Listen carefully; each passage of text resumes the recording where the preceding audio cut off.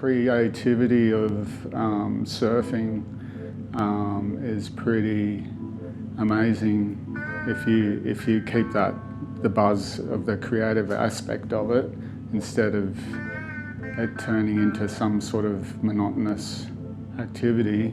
That's sort of where I'm at, and sort of constantly evolving and always changing.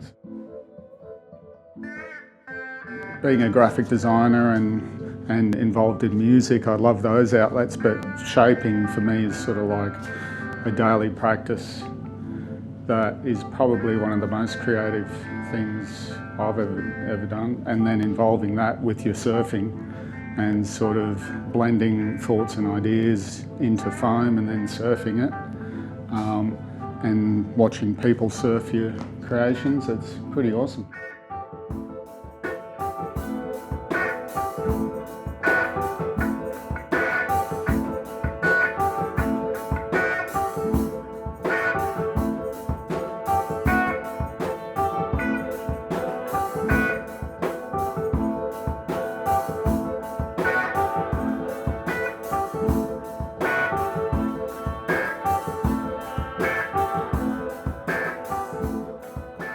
My name's Neal Purchase Junior, son of Neal Purchase Senior.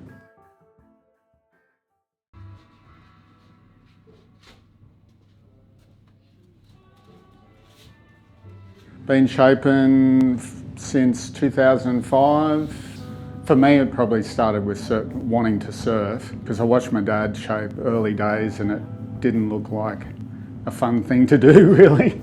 So I sort of postponed that for a while, but then eventually I got it, and I can't help myself now.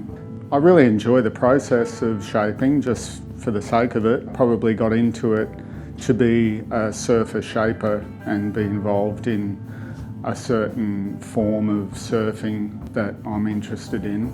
With my shaping, it's always evolving and sort of mutating and getting refined and then getting brought back to its raw kind of initial feel. I'm enjoying lots of boards, lots of 20s at the moment, the duos and the duosas, which I've been riding for probably 8 or 9 years now.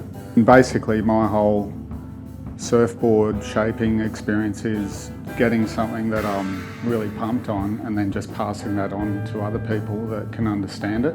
Yeah, so it'd be great to work with the boys from Drifter, being sort of like the original guys that have set up camp there with surf shops and stuff. So yeah, it'd be good to get some nice boards that work in those conditions, and it's a real buzz seeing people really get good waves on your boards and stuff. So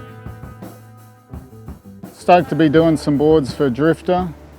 This is one of the models that's going to head into the shop, the Pineal Twin.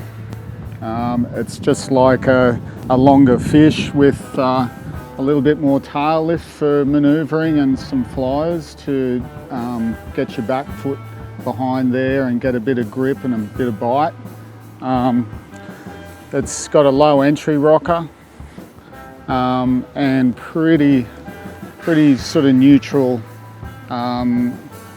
low full rails with a little bit of a single to double concave, but as you might be able to see, it's got a fairly accentuated piece of tail lift there, so you can get back and crank it in the pocket, even though it's a fairly ergonomically neutral sort of a board. It's got a little bit of fullness in the outline.